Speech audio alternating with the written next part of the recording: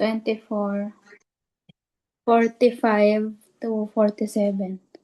Who then is the faithful and wise servant, whom the master has put in charge of the servants in his household, to give them their food at the proper time?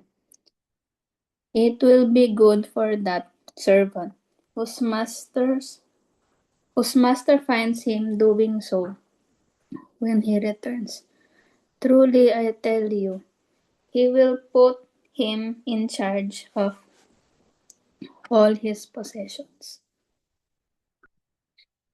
But suppose that servant is wicked and says to himself, "My master is staying away a long time," and he then begins to beat his fellow servants and to eat and drink with drunkards.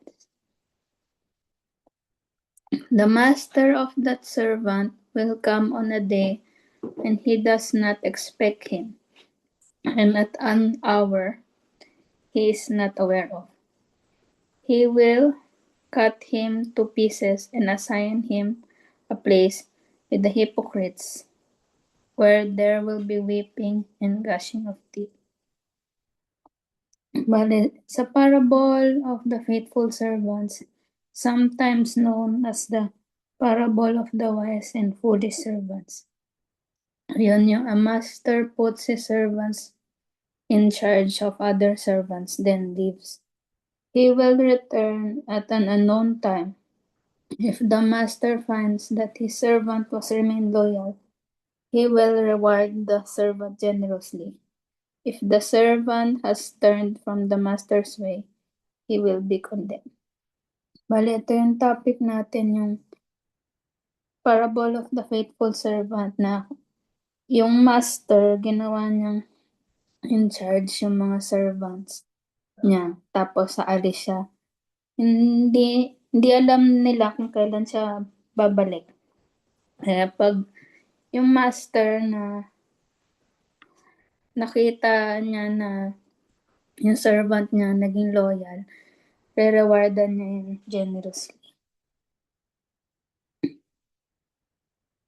And thinking about the end times might make of us nervous, but it's necessary part of our journey in faith.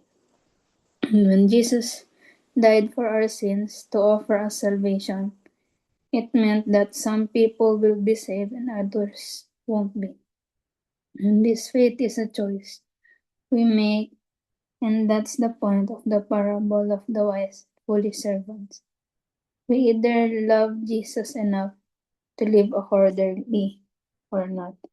Well, ito yung time na si Lord namatay para i-save tayo at nag-offer siya ng salvation para sa atin.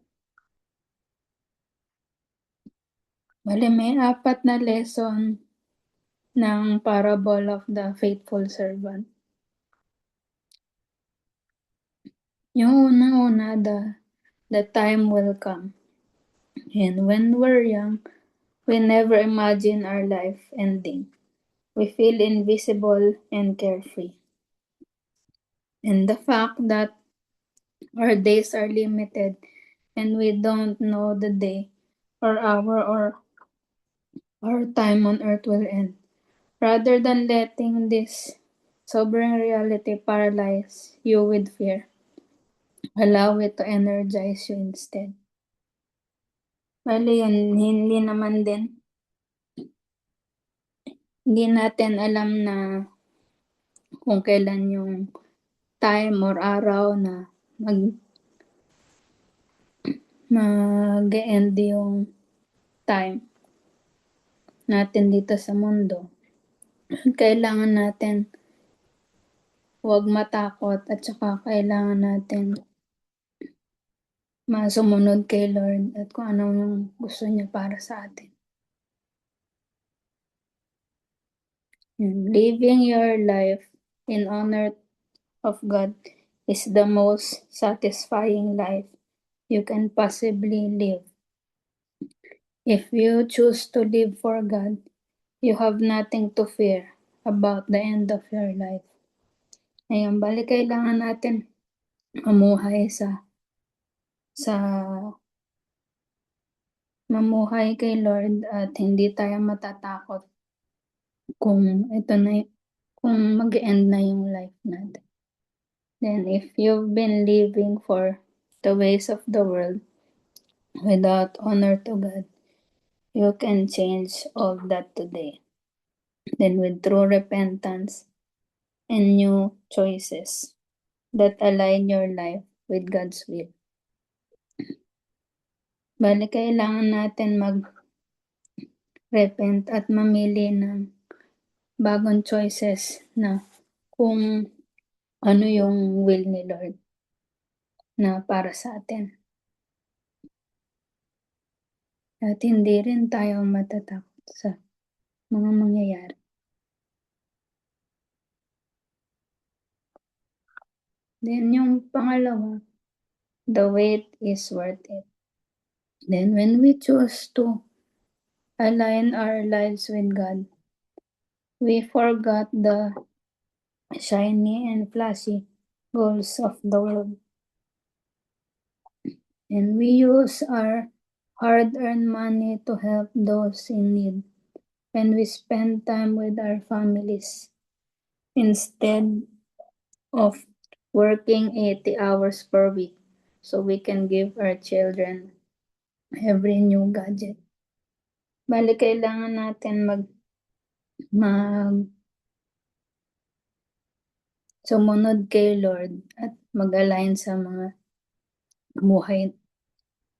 buhay natin na hindi natin kailangan sumunod sa takbo ng mundo sa pag-update ng mga bagong technology, sa mga bagong gadget, gano'n. At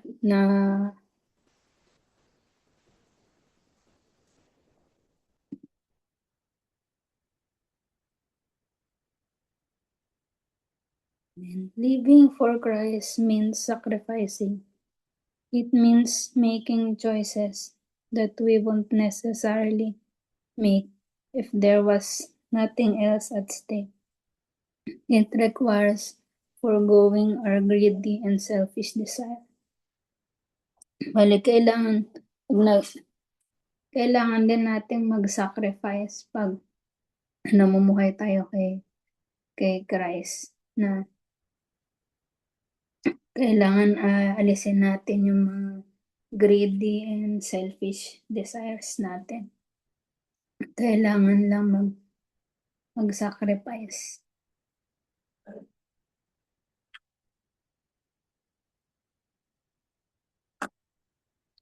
But the best news about living for Christ is that your devotion to Him will be rewarded with an amazing eternity that's beyond anything you can imagine. Any differences of gratification you make in this life for Christ's sake will be worth the wait.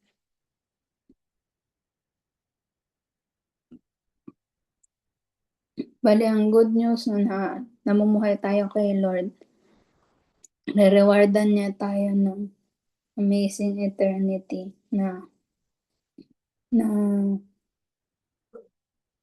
hindi natin may imagine, na ito yung worth the wait na pinaka-asam-asam natin.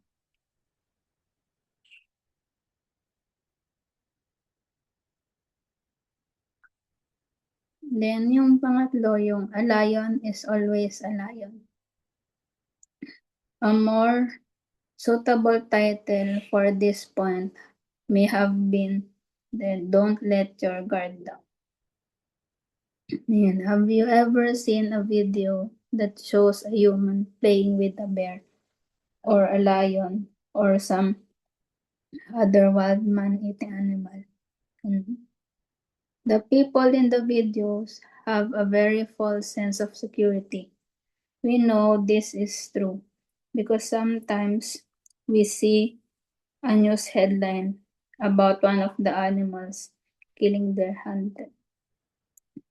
Bali yun, kailangan hindi, and don't let your guard down. Na yung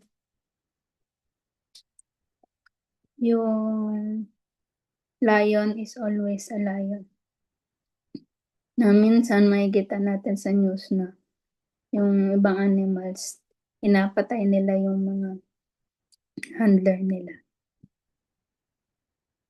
And as humans, we tend to have inflated egos. We like to think we're too smart to fall for a scam, and then we can recognize evil. Yeah. We start justifying things in our minds. We stop seeing lions as predators, and we think we can make them our pets. We stop seeing them for who and what they are. And when they strike to kill us, we're shocked.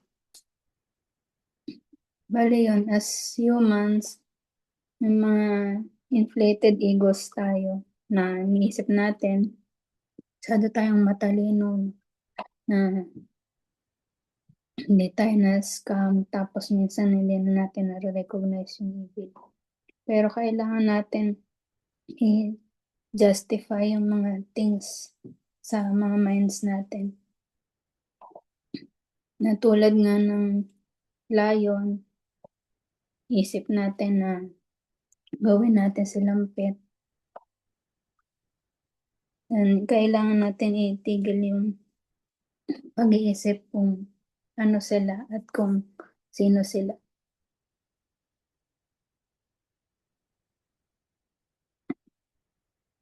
And as Christians, we have to remember that lions are always lions. When the world tells us it's okay to play with the lion because it won't hurt us, we have to keep our minds and remember it's still a lion, no matter what we've been told.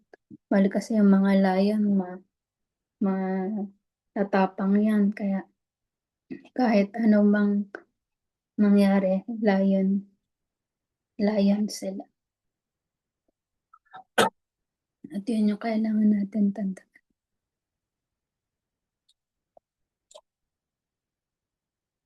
And the world will tell us that dangerous things that turn us away from Christ are okay. But we have to keep our eyes on God, to keep seeing those things for the truth of what they really are. Yung mundo, maraming mga dangerous na bagay.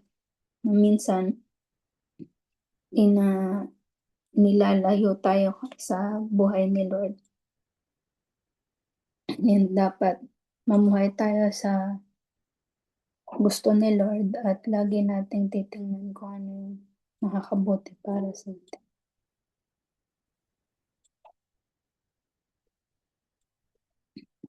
Tapos, beware of slippery slopes. One of the common habits of a faithful Christian is to read God's word daily. I can attest to the reason that this is a critical habit. In reading the Bible, then reflecting on and praying over what you've read is probably one of the most effective ways of seeking God and developing a personal relationship with Him. And bali dapat lagi tayong nagbabasa ng Word of God at nagre-reflect tayo at pinag-pray natin yung mga Bible passage na binasa natin para magkaroon tayo ng personal relationship with God. And as someone who has not always read the Bible daily, I can assure you that if you're not moving toward God, you're slipping away. Each day that you forgot spending time with Him, it becomes easier and easier to skip the next day. And then the next, dapat daw lagi tayo nagbabasa ng Bible. Pagka daw hindi, na ang nangyayari, we're slipping away. Makakalimutan natin mag-spend time with Him. And before you know it, you can't even remember the last time you spent quality time with God in His Word or in prayer or reflection. And be attentive to this slippery slope.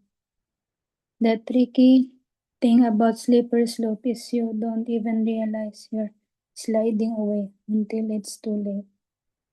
Bali, kailangan natin mag-spend ng quality time kay God at maging attentive tayo sa mga slippery slope.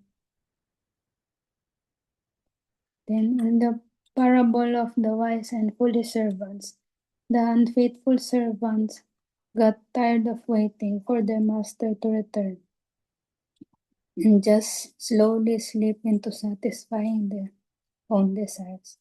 Yan, kailangan beware of the slippery slope. Dahil hindi nakapag-antay at napagod yung mga unfaithful servants. Hindi na nakapag-antay sa pagbabalik ng master nila. At ginawa nila yung mga own desires nila. Kailangan beware of the slippery slopes tayo at maging sumunod tayo lagi kay Lord. Yan. Then sa Matthew 25:21, his master replied, "Well done, good and faithful servant. You have been faithful in a few things. I will put you in charge of many things. Enter to the joy of your master." Yan lang po. Thank you po.